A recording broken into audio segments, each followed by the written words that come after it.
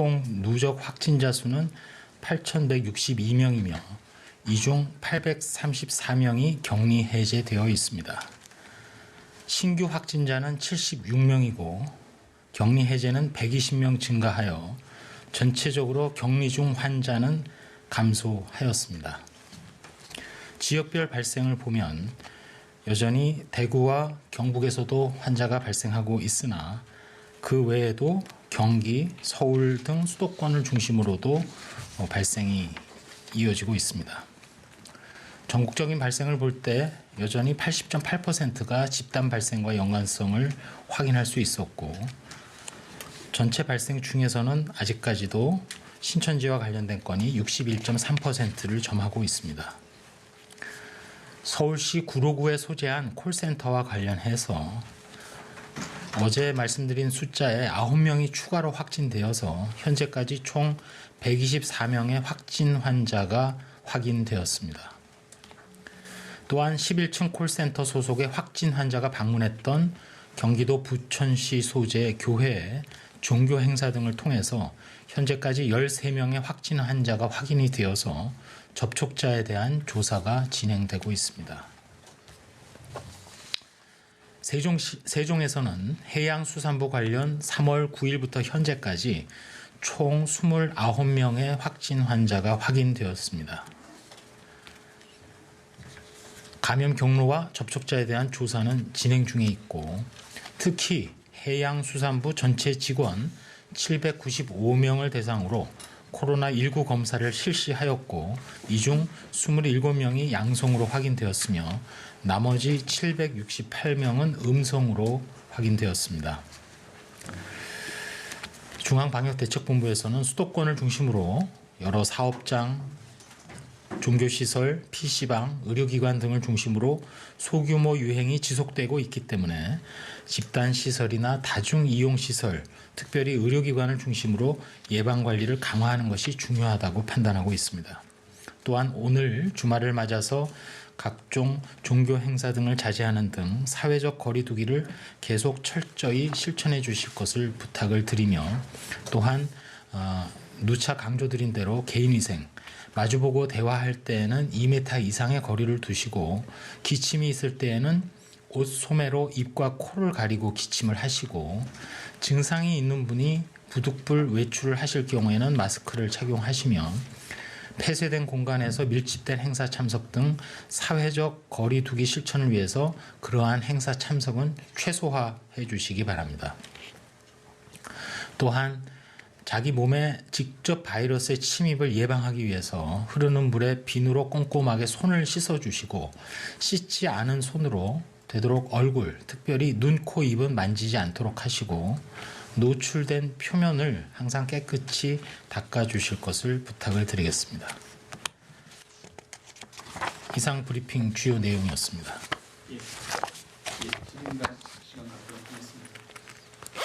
먼저 우선부터 질문 받겠습니다. 기자님. 고생 많으십니다. 대덕내 김인환입니다. 어제 미국에서 한국 진단 키트는 면역 글로불린 항체만 좀 진단할 수 있다라는 내용이 언급이 됐는데 이와 관련해서 우리 측은 어떻게 상황을 보고 계신지 한 가지 여쭙고요. 그리고 두 번째는 아까 곽진 역학조사 1팀장께서 오늘은 환자관리팀장으로 소개를 이제 바꾸셨어요. 근데 뭐 질본 내부에서 조직이 개편된 건지 개편됐다면 어떤 목적을 위해서 조직이 개편된 것인지 좀 말씀을 부탁드리고 뭐 조직 개편 과정에서 빈틈이 있었다면 어떤 것이 있었는지 좀 말씀을 부탁드리고요. 그리고 마지막으로 확진 환자가 이제 24일 만에 두 자릿수로 떨어졌잖아요. 그래서 어떻게 보시고 계신지 또 앞으로의 추이의 예측은 어떻게 하고 계신지 좀 말씀 부탁드리겠습니다. 예, 첫 번째 물어보신 것과 관련해서 지금 저희가 파악하고 있기로는 코로나19와 관련해서 특별히 특정 국가, 미국에 대해서 수출용 허가 신청이 이루어진 현황들을 일단은 파악은 하고 있습니다. 좀 더 자세한 내역은 진단 제재에 해당되기 때문에 아마 식품의약품안전처가 조만간 보도 설명 자료 등을 통해서 설명을 하는 것으로 파악을 하고 있습니다만 일단 현재로서 국내에서 저희가 사용하고 있고 또 WHO가 권고하고 있는 진단 최종적인 확진 방법은 코로나 바이러스 19에 대한 바이러스의 존재 자체를 확인하는 리얼타임 RT-PCR로 지금 진단을 하고 있습니다. 그 이외에 현재 어느 나라도 항체 검사라든지 또는 그 바이러스와 관련해서 항원 검사법이라든지 또는 바이러스 자체를 분리한다든지 심지어는 신속 진단 방법으로 진단을 하고 있다든지 그렇게 진행하고 있지는 않은 상황입니다.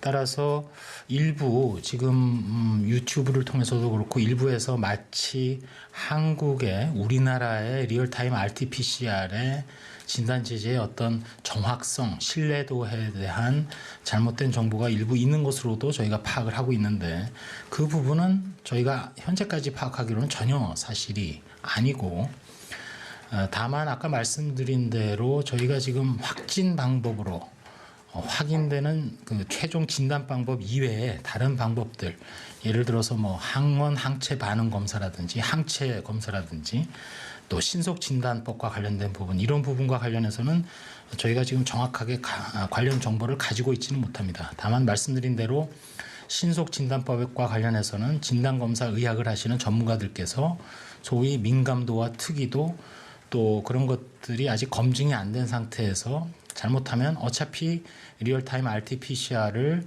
재반복해야 되는 경우에 시간 소요, 정확성의 문제 이런 것 때문에 검사 자체 신뢰도에 문제가 제기되고 있기 때문에 많은 언론 보도나 문제 제기에도 불구하고 신속 진단법 자체조차도 아직은 상용화되거나 널리 사용되거나 그거를 확진 방법에 사용하고 있는 국가는 한 국가도 없는 것으로 저희는 파악을 하고 있는 그런 상황입니다. 결론적으로 이 부분과 관련해서 좀 더 자세한 사항은 식품의약품안전처를 통해서 저희가 상황이 여러분들한테 공유되도록 그렇게 하겠습니다. 저희 그 중앙방역대책본부의 조직 개편은 수시로 유연하게 있습니다. 특별히 저희가 그 확진 환자 중에서도 입원 대기가 좀 시간이 걸리거나 또는 고령층 또 기저질환이 있는 분들을 중심으로 해서 사망 환자의 최소화를 위해서 환자관리팀을 특별히 두고 또 이거와 관련된 분석에 또 매진하기 위해서 조직 개편을 수시로 단행을 하고 있습니다. 그래서 아까 말씀하실 때 빈틈이라기보다는 저희가 그 유행의 단계 또 필요에 따라서 계속 조직을 유연하게 확장하고 또 대응하고 있다는 말씀을 드립니다. 마지막으로 그 환자 발생의 두 자리 수와 관련된 얘기를 하셨는데 이 부분과 관련해서는 이미 겉으로 드러났던 누차 강조해온 대로 신천지 신도와 관련된 전체 발생이 어느 정도 다 드러난 마당에 이제 남은 것이 더 중요한 것, 즉 지역사회에 조용히 진행되고 있는 어떤 전파의 연결고리, 감염고리 이런 것들이 훨씬 더 중요한 상황입니다. 이렇게 조용하게 진행되는 감염 전파가 끄트머리에 모습을 드러내는 것이 바로 959의 콜센터가 되겠고 전국의 의료기관에 발생하는 환자가 되겠고 사회복지시설에 계신 분들 또 요양병원에 그 와상 상태로 오래 누워 계신 환자분들을 통해서 드러나는 것이 되겠습니다. 그 드러나는 과정까지 어떠한 감염 경로로 누구를 거쳐서 얼마에게 전파가 되고 있는지는 역학조사를 철저하게 함에도 불구하고 규명되지 않는 경우도 많이 있고 그러한 그 전파 경로가 다른 지역사회에 얼마만큼 더 많은 감염 우려자나 전파자를 나타내고 있는지도 정확하게 지금 파악하고 있지는 않은 상태입니다. 그런 것들을 정확하게 하려면 사실은 일반 국민들 중에 표본을 구성을 해서 혈액을 확보해서 이론적으로는 코로나19에 대한 항체 검사를 한다든지 이런 식으로 과연 감염력이 있는지를 확인하는 것이 필요한데 기술적으로도 현실적으로도 그렇게 할 수도 없고 그렇게 할 수 있는 시간도 없고 여건도 없는 상황입니다. 따라서 지금 현재로서는 일단 맨 처음 코로나19의 유행을 유입 환자가 발생한 1월 20일로 돌아가서 해외로부터의 유입 가능성도 상당히 늘어나고 있고 물론 입국 관리를 함에도 불구하고 또 지역사회 전파의 위험도 여전히 남아있는 상황이기 때문에 일단은 두 자릿수로 줄었다든지 뭐 격리 해제가 더 많아졌다든지 이런 것들은 저희 방역당국의 머릿속에는 없습니다. 현재는 오로지 코로나19에 처음 발생이다 생각하고 한 케이스 한 케이스 최선을 다해서 추적 조사하고 그거를 위한 내부 조직을 유연하게 확장하고 또 재정비하는 노력을 계속하겠습니다. 예, 그럼 세종 기자실로 가겠습니다. 뉴시스 기자님, 뉴스핀 기자님 질문 주십시오. 네, 뉴시스 임재희 기자인데요. 먼저 그 구로 콜센터 관련해서 지금 역학조사가 어디까지 진행됐는지 증상 발생일 관련해서도 어디까지 조사됐는지 궁금하고요. 그리고 오늘 그 중증 환자분이나 위중한 환자분 상태에 대해서도 짧게 말씀 부탁드리고, 그리고 분당 재생병원에서 음성과 양성 판정 결과가 좀 바뀌는 경우가 있었는데 이게 바이러스 양이 적은 상태에서 발견되지 않은 건지 아니면은 그 진단 키트의 정확도가 약간은 1%, 2% 정도 부족한데 그 이유 때문인지 설명 부탁드립니다. 예, 구로구의 그 코리아 빌딩의 콜센터와 관련해서는 어제도 잠깐 말씀을 드렸습니다만 1층부터 4층까지 있었던 예식장, 커피숍, 편의점, 관리실 등에 대한 대상자 전체 62명에 대해서도 검사를 실시했고, 또 6층에 있는 사무실에 대해서, 또 7층부터 9층까지에 있는 콜센터 11층에도 있고요. 또 13층부터 19층까지는 오피스텔, 기타 건물과 관련하여 운영 유지와 관련된 인력들도 계십니다. 그래서 총 1148명의 대상자에 대해서 검사를 실시를 한 인원이 1094명이고 이 중에는 일단 양성자가 86명이 나온 상황입니다. 86명 외에 2차 전파로 가족이라든지 지인 등을 저희가 또 추가로 발견을 했습니다. 전체 발생 중에 가장 먼저 증상이 발생한 환자가 누구냐 하는 것이 이 콜센터의 전파 경로를 밝히는데 일단 출발점이 될 텐데, 저희가 파악하고 있는 것으로는 일단 지난 2월 22일에 10층에 근무하는 교육센터의 직원이 가장 유력한 첫 번째 사례로 지금 판단을 하고 있습니다. 다만 이 직원이 출근을 이 건물로 한 것은 하루 전인 21일이었고 22일에는 출근하지는 않았었기 때문에 이 부분은 증상 발현일이 좀 다를 수도 있고, 또는 바이러스의 분비가 증상이 나타나기 전에도 왕성하게 나왔을 가능성도 있기 때문에 이런 부분과 관련해서 특별히 이분이 그 남양주에서의 동선을 전후로 보이고 있습니다. 그래서 그 부분과 관련해서 역학조사를 쭉 진행을 하고 또 동선과 관련된 접촉자에 대해서도 조사를 해오고 있는 그런 상황입니다. 그 중에 이분과 관련해서는 이제 가족 2명이 확진이 됐고 같이 근무하는 직원 9명 중에도 1명이 확진이 되어서 정확한 감염 경로에 대해서도 또 추가로 저희가 분석을 하고 있는 상황입니다. 과연 그러면 이 10층에 근무하는 이분으로부터 7층, 9층 또 11층의 콜센터로 전파가 된 것이냐, 아니면 아예 별개의 2건의 감염 경로가 각각 10층에도 발생을 시켰고 7층부터 9층 그리고 11층은 별개로 발생을 한 것이냐. 발생 시기나 논리적으로 볼 때는 10층 발생이 7에서부터 9층과 11층의 콜센터로 전파됐을 가능성이 매우 높기는 합니다만 그 부분과 관련해서도 추가적으로 저희가 조사를 하고 있습니다. 이 조사 과정에서 저희가 노출 추정 기간을 따로 정해서 이 기간 중에 코리아 빌딩 인근에 시간상 한 5분 이상 체류한 전체 휴대폰 전파 기준으로 16,628명에 대해서 경찰청 협조로 파악을 해서 문자 발송을 통해서 여러 가지 증상이 있을 경우에 선별진료소 방문이나 1339 상담도 저희가 요청을 한 바가 있습니다. 동시에 역학조사와 관련해서는 서울시에서도 발표했을 것으로 믿습니다만 코리아 빌딩 자체의 공조 시스템에 대한 평가도 했는데 이를 통한 전파 가능성은 좀 낮은 것으로 그렇게 판단을 하고 있습니다. 따라서 요약해서 말씀드린 그 이 해당 빌딩에 대해서 추가로 저희가 역학조사를 계속 실시를 하면서 또한 연결고리 중에 찾아낸 것에 대해서도 추가 관리에 만전을 기하도록 하겠습니다.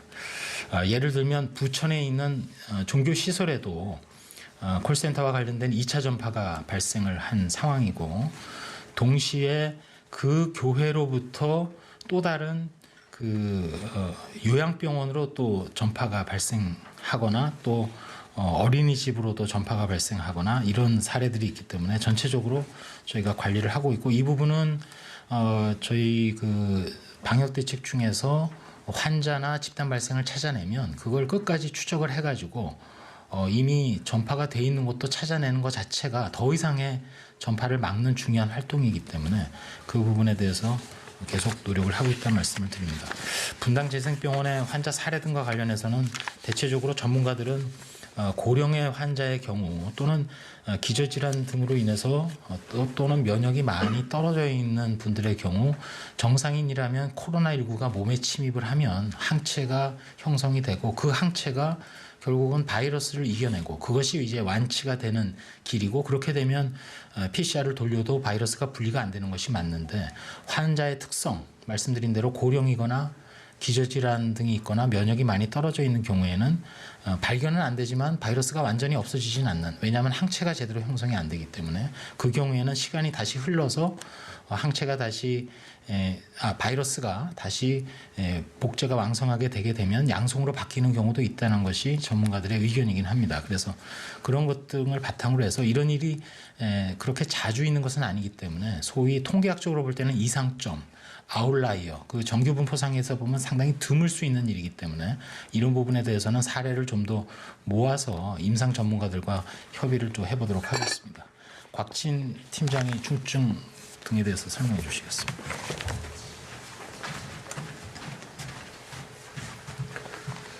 네, 오늘 입원 재원 환자분들의 중증도 현황이 되겠습니다.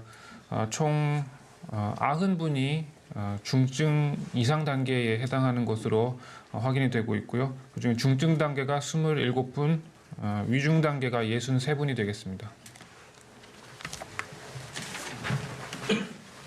네, 다음 질문 받겠습니다. 뉴스팀 씨. 네, 뉴스팀 강명현입니다. 저 잘 몰라서 여쭙는데요. 그러니까 초반부터 지역사회 감염 전파 우려가 있다 계속 얘기를 하셨고 지금도 그런 얘기를 계속 해주고 계신데, 그러면 이게 지역사회 전파가 안 되는 시점이 언젠지 좀 궁금한데, 지금 말씀해 주시는 게 그러면은 다 사람들이 이 바이러스에 감염되고 항체가 형성되고 뭐 이런 과정을 거치고 나서야 이게 어느 정도 좀 마무리가 될 수 있는 건지 좀 궁금합니다.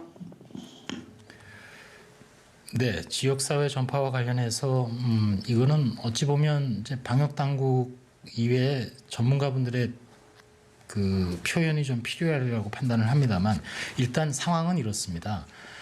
저희가 그 브리핑 과정을 통해서도 기초 재생산 지수라고 좀 어려운 말을 몇 번 설명을 드렸습니다만, 한 명의 코로나19 환자가 일정한 기간 중에 몇 명의 환자를 더 발생시키느냐, 그게 대개 뭐 2에서 4 사이, 뭐 그 문헌에 따라서 조사에 따라서 조금씩 다릅니다. 근데 그 메르켈 총리가 왜 독일에서 전체적으로 60 내지 70%가 감염될 거다 뭐 이런 얘기를 하는데, 그 기초 재생산 지수를 가지고 계산을 하면, 기초 재생산 지수를 R0라고 하면 1-R0분의 1이 바로 지역사회에서 막을 수 있는 그런 그 방어력이 형성되는 비율입니다. 무슨 얘기냐면은 기초 재생산 지수가 2라고 한다면, 2.0이라고 한다면 1-2분의 1이니까 50%가 되겠죠. 그 얘기는 뭐냐면, 만약 R0라는 값이 2라는 감염병이 있다 그러면 지역사회의 50%가 방어력을 가지면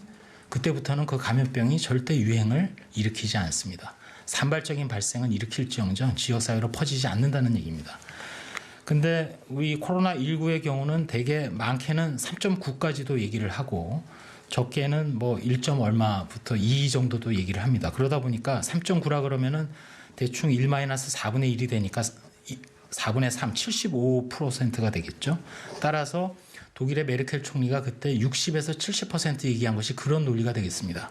무슨 얘기냐면은 지금 치료제와 백신이 없는 상황이니까 사회적 거리 두기를 통해서 확실하게 마치 백신을 놓은 것처럼 전체적으로 지역사회 방어력을 그만큼 올리거나, 또는 그 영국의 수상께서 상당히 좀 어찌 들으면 좀 불안할 수 있는 얘기이기도 한데 지역 사회에 감염이 많게 되면 어찌 보면 바이러스의 유행이 멈출 수도 있다. 그게 이제 이런 맥락과 같이 닿을 수 있는 얘기가 되겠습니다.